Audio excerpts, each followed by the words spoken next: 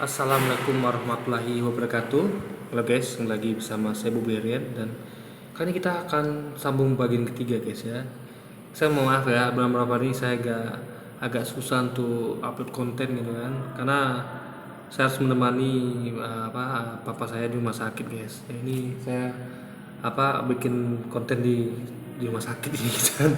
Jadi memang harus dan topik kita pun memang kita akui sensitif gitu kan, karena ini masalah agama, jadi memang agak sensitif gitu karena perbedaan keyakinan gitu kan. Jadi harus di tempat yang agak apa gitu guys, yang ya kira-kira aman, yang karena kita harus jaga juga, orang kan punya keinginan berbeda gitu kan. Jadi meskipun kita menyampaikan ini kan akidah agama kita, tapi tetap aja orang nggak setuju gitu, ada orang-orang nggak setuju gitu kan. Nah tapi itu ada risikonya ya, kita nggak mungkin lah semua orang tuh mau mau sama yang kita kayak gini gitu kan. Nah kita orang yang ngerti toleransi, kita kan mengerti oh ini abang ini sedang bicarain akidah dia gitu kan. Nah, tapi ada orang nggak ngerti ya, itu kita hindari guys. Maka saya tempatnya agak susah guys ya. Jadi mohon maaf sekali ya, ini saya kontennya kurang tenang dan kurang nyaman nih guys di sini gitu kan, di rumah sakit. Saya jadi berapa nih saya cari tempat di mana yang enak konten gitu kan. Nah, saya temukan tempat ini guys. Mudah-mudahan ya, aman-aman gitu kan. Ini tempat ini orang agak jangan lewat itu guys ya kan.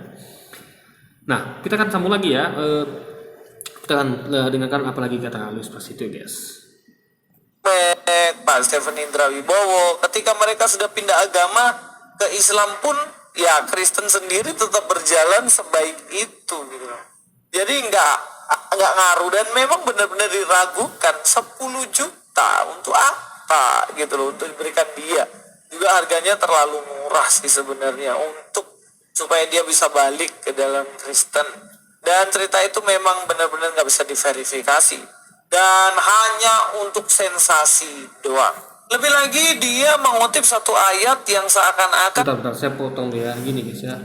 Masalah kata dia tidak berpengaruh itu juga nggak bisa digini ya. Kenapa ya? Kalau Luis nih lihat ya, gelombang mualaf sekarang ini guys, Indonesia tuh sangat banyak sekali gitu kan. Nah tentu peran orang-orang seperti Ko Steven, Mualaf Center tuh akan sangat berpengaruh gitu kan. Karena saya udah katakan berkali-kali ya, para orang-orang yang mualaf atau bahkan murtadin sekalipun itu butuh wadah untuk agar mereka tuh dikuatkan, karena kalau berpindah keyakinan itu bukan hal gampang ya. Mereka akan menghadapi tantangan, challenge gitu kan, karena itu merupakan suatu hal yang gak lazim. Coba anda bayangkan ya, misalnya anda punya orang yang udah kenal anda nih, itu ada keyakinan seorang misalnya seorang Kristiani misalnya. Orang udah kenal anda seperti itu, orang tua anda sudah begitu, udah ridho sama anda gitu kan, udah senang, oh dia teman anda senang, orang tua keluarga anda senang, oh dia ikut kami gitu kan.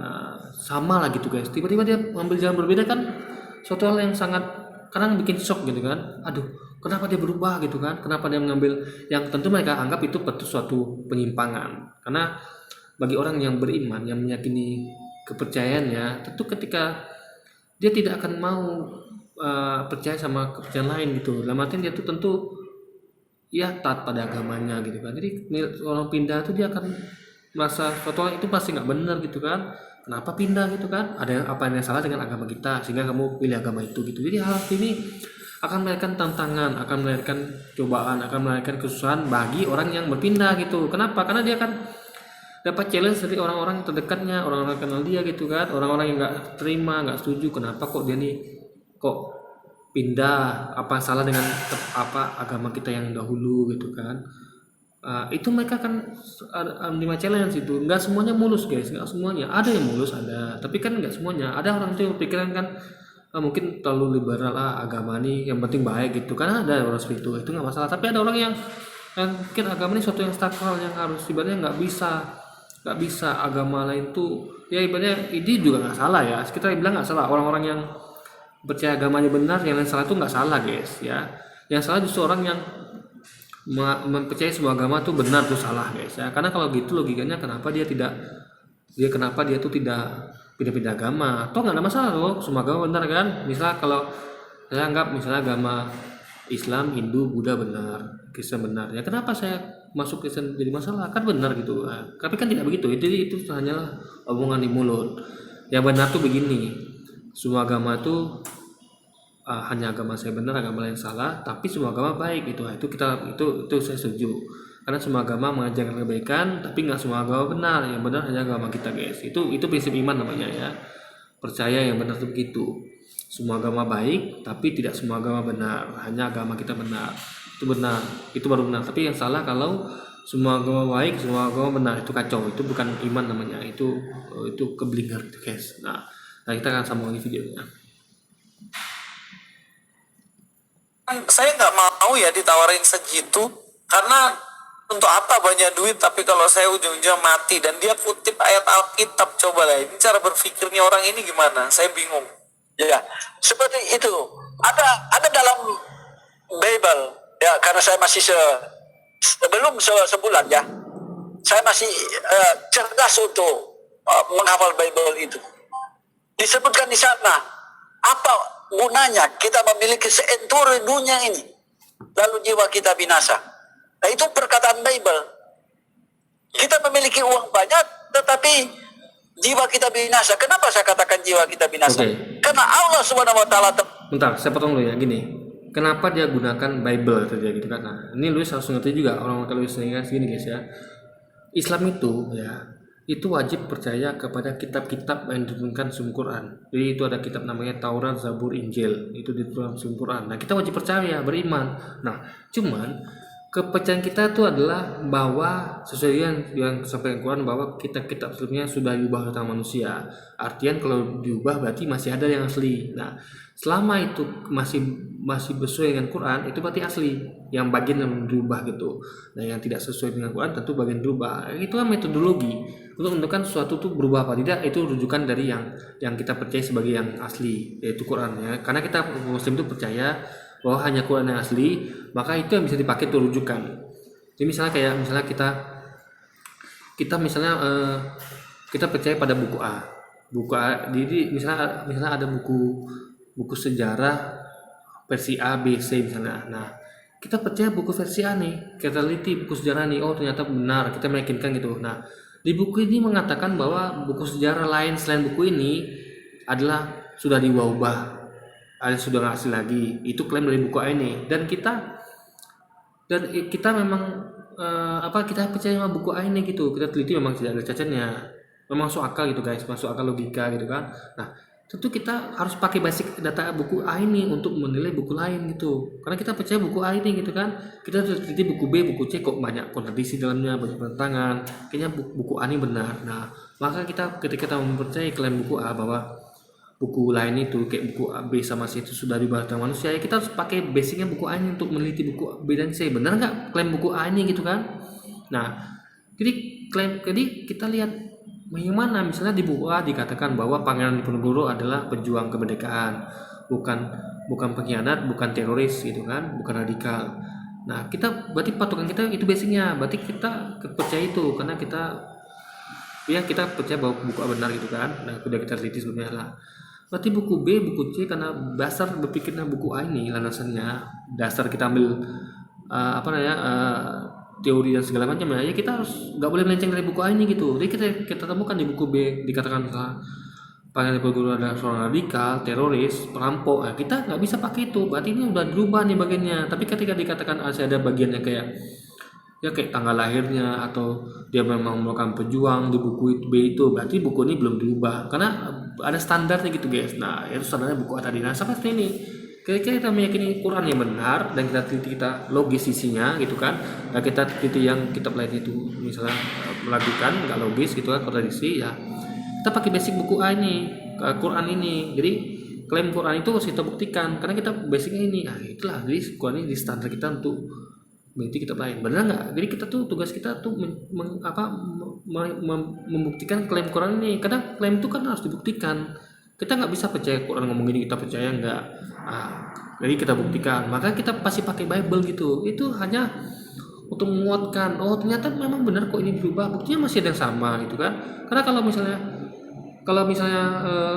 memang itu adalah kitab yang lain, yang tentu dia tidak ada yang sama dong gitu kan. Tentu jadi sesuatu yang berubah tuh guys. Misal Anda merubah suatu buku nih, tentu ada juga yang tinggal yang lama nih gitu kan. Karena kalau buat yang baru ngapain juga pakai yang dasar yang lama gitu kan. Nah, jadi itu yang masih ada lah harusnya yang tinggal itu. Makanya itu alasan kenapa dia ini masih memakai itu, karena dia merasa meyakini ini masih sama dengan Quran. Jadi itu lebih berkuat. Oh, dalilnya Quran ada, di akhirat juga ada. Berarti kan kuat itu namanya kan. Jadi pendapat dia nggak salah gitu guys, gitu. Karena dikuatkan dengan dua kitab sekaligus gitu kan. Mungkin kalau orang bilang kan, oh kan kamu dengar dari Quran, nah dia nggak baca Quran. Nah, ini saya sampaikan dari versi Bible nih. Jadi nggak mungkin dong kamu bilang saya salah. Kenapa? Karena saya pakai versi 2. Ya kamu mau di Quran, nah, saya sampaikan gitu kan. Yang penting Bible-nya ada, Quran ada gitu guys. Itu poinnya. Tentukan saya harus di Muslim, lalu saya kembali. Wah, ini kedurhakaannya itu nyata. Lebih baik saya mengkhianati manusia atau saya dikhianati orang daripada saya mengkhianati panggilan Allah Subhanahu wa taala. Bagaimana bisa menilai kan? Dia tidak mau mengkhianati Tuhan karena lebih baik punya uang dikit, tidak kaya daripada mati. Dan dikutip dari ayat Alkitab. Nah, yang membingungkan adalah kenapa kau kutip ayat Alkitab untuk membenarkan penolakanmu kembali ke Kristen. Padahal ayat itu nggak berbicara soal itu, justru sebaliknya. Jadi bayangkan kalau bapak tadi itu pakai Quran, itu kan tidak dibahas Louis, karena Louis nggak ngerti Quran kan. Nah, karena bapak tuh ngomong pakai ayat itu lah, maka Louis bahas. Nah, itu pun bisa jadi pelajaran bagi kita. Nah, saya pun bisa bikin konten nih. Kenapa? Karena Louis bahas bapak itu, saya bahas Louis gitu kan. Nah, itu gunanya guys. Jadi semua itu ada gunanya gitu. Yang bapak lakukan ini ada gunanya dan memang masuk akal gitu. Louis aja nggak paham ini. Kenapa bapak tuh pakai ayat kitab tadi kan? Pak Mumek, ya kalau dibilang Anda pendeta zaman dulu, ini pendeta dari mana? Cobalah kita bahas ya. Ya, ini adalah ayat yang dikutip oleh Pak Mumek sendiri dalam Matius 16:24 ayat 29. Lalu Yesus berkata kepada murid-muridnya, setiap orang yang mau mengikut aku, ia harus menyangkal dirinya, memikul salibnya dan mengikut aku. Intinya seseorang yang mengikut Yesus ya dia harus berani pikul salib, memikul salib yang artinya setia menerima penderitaan. Dan kemudian karena barang siapa mau menyelamatkan nyawanya, ia akan kehilangan nyawanya, tetapi barang siapa kehilangan. Bentar. Ini kalau anda teliti ayat ini ya. Ya. Ini ayat sebelum Yesus disalib ya. Ini ayat kejadian ini adalah sebelum dia disalib. Dia masih sempat ngobrol dengan muridnya, yaitu dia berkata bahwa setiap orang yang mau mengikut aku, ia harus menyangkal dirinya, memikul salibnya dan mengikuti aku. Ingat, ya, yang dikatakan adalah memikul salibnya. Jadi nyanyi siapa? Dirinya sendiri. Yang dipikul itu bukan salib Yesus, bukan salib muridnya. Jadi gini guys ya, menyangkal dirinya berarti menyangkal diri murid Yesus itu. Ya, bukan murid aja ya, yang orang yang mengikut dia. Jadi setiap pengikut Yesus ini ya harus mau, yang mengikut dia itu harus mau menyangkal dirinya. Misal saya mau jadi pengikut Yesus. Nah, saya harus menyangkal diri saya. Ingat, yang saya sangkal diri saya, bukan Yesus saya sangkal. Lalu memikul salib saya. Berarti saya tuh salib itu adalah ini saya yang perlu Anda pahami ya. Ini maksudnya adalah analogi beban. Jadi salib itu kan beban. Orang yang salib itu kan punya beban gitu kan. Punya beban karena salib itu kan adalah hukuman. Orang kafir itu kan dihukumnya kan rata-rata disalib orang zaman itu kan. Ada lihat film itu ya. Jadi mau Yesus mau dua penjahat itu kan disalib semuanya. Dan juga orang dihukumnya begitu kan. Jadi itu adalah simbol adalah beban. Beban siapa? Beban Yesus, bukan beban dirinya sendiri. Nah, ini ngomong bukan ini di sini beliau ini tidak ada ngomong bahwa nanti ini indikasi dia akan salib, enggak guys. Ini biasa gini nah, ini saya terangkan ya. Ini kapan sekali loh kalau Anda mau ya. Misalnya saat ini yang berlaku adalah hukuman penjara ya. Kalau dulu kan yang berlaku hukuman salib nih, yang paling berat tuh salib. Kalau sekarang kan hukuman mati lah kan, tembak. Jadi guys ya, kalau kita analogikan, dulu itu adalah yang paling tinggi hukuman itu, yang paling sadis, yang paling berat itu adalah salib. Ya disalib, ada salib itu paling sadis. Kenapa? Karena ada lihat prosesnya kan, ada dicambuk dulu di film itu, ada tonton di film Yesus itu ada dicambuk dulu, dipaku tangan, itu kan berat guys. Lebih berat daripada penjara. Dulu juga saya tuh mengenal penjara. Tapi hukuman paling berat adalah hukuman salib gitu kan. Nah, jadi kita bawa ke sekarang, hukuman paling berat adalah hukuman mati tembak oleh dugu tembak itu kan. Itu diimbang itu. Nah, kalau beliau ngomong zaman sekarang, maka kalimatnya bukan lagi memikul salibnya. Ya. Memikul hukuman tembak. memikul tembak matinya gitu, ya kan? Atau memikul penjara seumur hidupnya, paham ya? Dan mengikut aku. Jadi ini ayat maksudnya adalah beliau tuh mau ya, Yesus tuh mau kalau kita tuh ikut dia, ya kita tuh harus menyangkal diri kita gitu. Dalam artian kita tuh harus menyangkal diri kita, maksudnya adalah kita tuh tidak lagi berpegang pada diri kita. Kita sangkal diri kita, maksudnya gini loh. Yesus ngomong A, ya kita harus ikut dia. Kita ngomong B, kita sangkal itu. Enggak, B enggak berlaku, kita ikut dia gitu. Itu maksudnya menyangkal ya. Kita ikut penuh. Dalam artian dia ya apa? Beliau ini nggak mau kita tuh setengah-setengah. Kita harus sangkal diri kita kalau berbeda sama beliau gitu. Lalu memikul beban. Beban apa yang kita saat itu paling berat itu salib. Nah, kalau sekarang itu adalah hukuman mati. Jadi kita harus mau sanggup itu. Jadi kita tuh ikut dia tuh jangan setengah-setengah. Sesuai dengan dia ya, menyangkal kita, alias kita tuh nggak boleh berpendapat ikut kita, harus ikut dia, sangkal tuh semua yang kita percaya yang tidak sesuai sama dia gitu, sangkal gitu maksudnya. Lalu kita pikul, sanggup kita tuh memikul hukuman untuk itu, karena kita tuh kan ketika kita melakukan sesuatu tuh kan yang hal itu kan kita kan berarti kan apa ya, kayak contoh sekarang kayak muslim yang taat itu kan, dia kan disangkal orang itu, apa namanya, dihujat orang, kamu sih dikatakan pakai celana cingkrang teroris misalnya, pakai ini teroris. Kita kan harusnya menyangkal, kita kan nggak boleh memaksakan kita di kalangan itu kita nggak boleh, kita tuh harus nggak usah ikut itu ya, kita harus sangkal yang kita inginkan. Kita kan pengennya baik, nggak mau kita dituduh macam-macam, pak kita udah baik gitu kan, udah ikut syariat gitu kan. Nah, kita harus sangkal kita yang kita tuh harus ya sudah deh, beraja kita walaupun kita tuh nggak dikatakan teroris, nggak dituduh macam-macam, fitnah, tapi kita tuh harus sangkal itu aku tuh bagi kita tuh kayak baik gitu kan, karena kan nggak benar, karena nggak ikut dia gitu kan, nggak ikut syariat gitu. Nah, sangkal guys. Nah itu masuk juga beban itu, misalnya karena hal itu kita dibully orang, ada dituduh radikal, lalu dituduh terus ditangkap, kayak ustaz-ustaz kita dituduh terus ditangkap gitu kan, dicari salahnya gitu kan, katanya berbohong masalah suap lah segala macam, di fitnah cak mesum segala macam gitu kan. Itu harus kita siap pikul beban itu dan ikut tuh total gitu guys. Nah jadi itu maksudnya, ini nggak ada ngomong bahwa nanti beliau tuh akan diperlakukan seperti itu, tidak ada. Ini tekstual mengenai analogi yang dalam hal seperti itu, bahwa kita harus begitu gitu kan.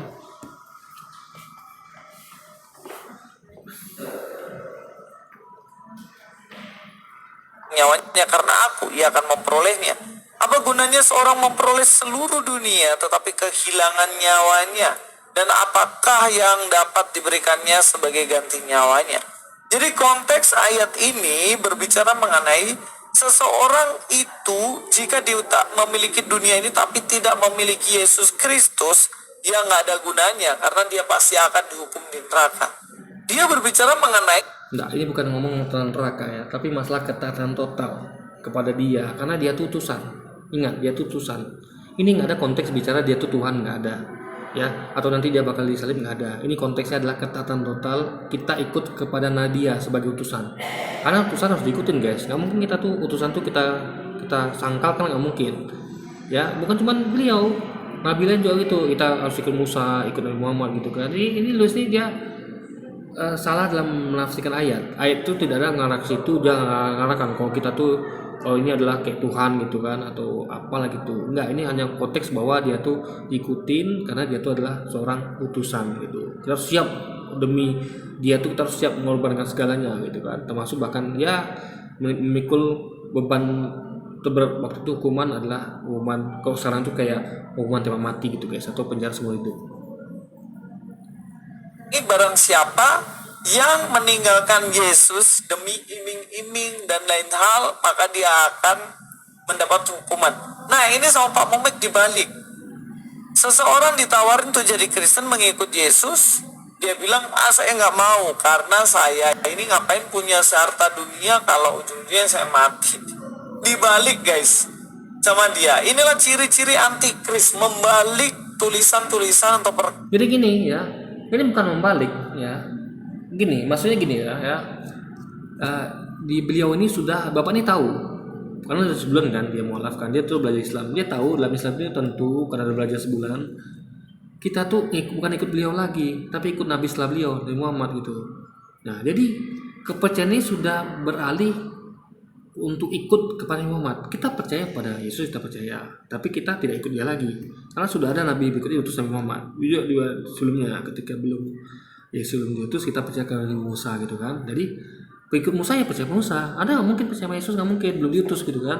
Itu juga kayak waktu zaman Yesus nggak mungkin percaya Nabi Muhammad karena belum diutus gitu. Jadi tiap umat itu akan harus wajib percaya kepada utusannya. Jadi ketika Musa ya kan ikut Musa, nggak ada pilihan.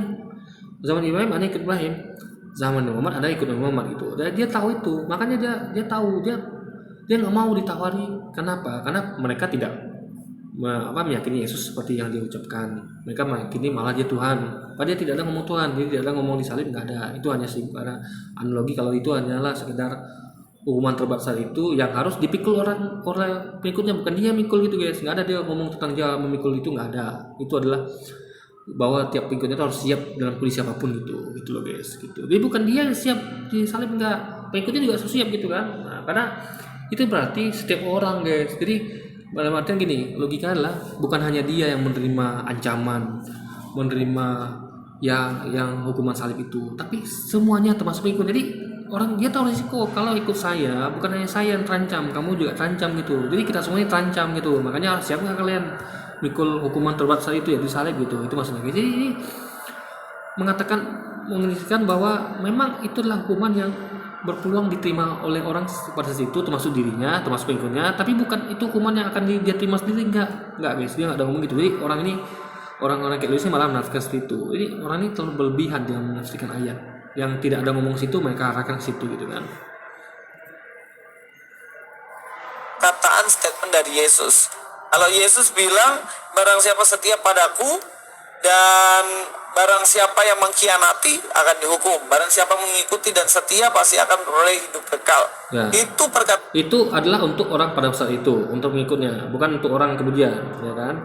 Nah, karena dia sudah menunjukkan dengan membuatkan tentang nabi kemudian, ya dia katakan nanti aku akan minta kepada Bapa seorang penolong yang lain kepada Bapa untuk kalian gitu. Jadi nanti akan ada seorang penolong lain, yaitu Muhammad. Jadi dia menunjukkan nanti kita harus mengikuti nabi, yaitu seorang penolong yang lain itu gitu. Jadi bukan dirinya lagi. Nah, Bapak ini tepat gitu kan. Luis belum. Kenapa Luis tidak mengikuti kata-kata beliau gitu kan? Bahwa nanti akan ada dia minta kepada Bapak tuh seorang penolong yang lain, yaitu tentu di sini adalah kita tafsirkan sebagai Nabi Muhammad, guys. Yesus. Tapi dibalik sama Pak Mumek ini, barang siapa yang meninggalkan Yesus, ya dia pasti akan menerima upahnya. Mereka yang meninggalkan dan mau ikut Yesus, maka dia akan mati. Dibalik sama Pak Mumek. Dan memang ini adalah ciri-ciri penyesat yang kita sendiri tidak boleh mempercayainya. Dan bahaya sekali kalau sudah kayak gitu, dipleset-plesetin ayatnya. Selain itu yang ketiga, Pak Mumek sendiri dia mengatakan bahwa ketika dia sudah saat ini di Islam, dia memperoleh jaminan keselamatan. Dia nggak mau ke Kristen, takut jaminan keselamatannya hilang begitu. Nah, ini ayat-ayat yang diputar balik oleh Bapak ini melalui Bible. Padahal dalam Alkitab sendiri dikatakan bagaimana keselamatan itu pasti, bukan mudah-mudahan, pasti dimaterai oleh Roh Kudus. Itu udah saya bahas di video sebelumnya ya. Anda bayangkan ya, bahkan seorang Denny Sumargo aja itu nggak percaya sama itu. Coba Denny Sumargo itu bukan orang abal-abal loh. Anda bisa bandingkan nggak? Mana lebih cerdas Denny Sumargo dibanding Luis? Nggak mungkin Luis lebih cerdas dari Denny Sumargo, nggak mungkin gitu kan. Jadi dari situ kita bisa menilai seorang cerdas Denny Sumargo itu nggak percaya hal begituan. Karena logikanya guys ya, kan sudah dikatakan di video itu, saya katakan bahwa, dan Denny juga mengatakan itu semua tergantung beliau juga. Bukan tergantung kita hanya bisa berbuat, Tuhan mengendaki. Misalnya gini, bisa kita katakan kita pasti akan sampai ke Padang, nggak bisa kalau Tuhan itu tidak mengapprove gitu. Atau kayak katanya misalnya gini kan, guru mengatakan gini, kalau kalian ikut aku, kata guru kan, kalian ikut aku, kalian jawabnya benar, kalian akan lulus ujian, akan saya kasih nilai tinggi. Nah, persepsi orang beda-beda. Murid A merasa dia sudah ikut guru, dan juga merasa, tapi faktanya kan nggak semuanya begitu. Tetap guru punya kemampuan untuk menilai. Misal saya nih, saya yakin benar guru tuh kemarin menerangkan seperti itu, lalu saya jawab dengan seperti itu. Rupanya guru bilang enggak, maksudnya enggak begitu gitu. Rupanya kita salah tafsir gitu guys, kita guru ngomong apa gitu kan. Tetap guru, jadi nggak ada ceritanya kita udah merasa jawab ujiannya sesuai dengan apa yang saya sampaikan. Pokoknya kalau kamu ikut saya, kamu pasti lulus. Lalu kita jawab, lalu kita merasa yakin. Nggak bisa guys, tetap harus guru itu lagi yang menilai gitu. Nah makanya dikatakan keselamatan itu tidak pasti. Nah tergantung lagi sama yang memberi keselamatan gitu kan.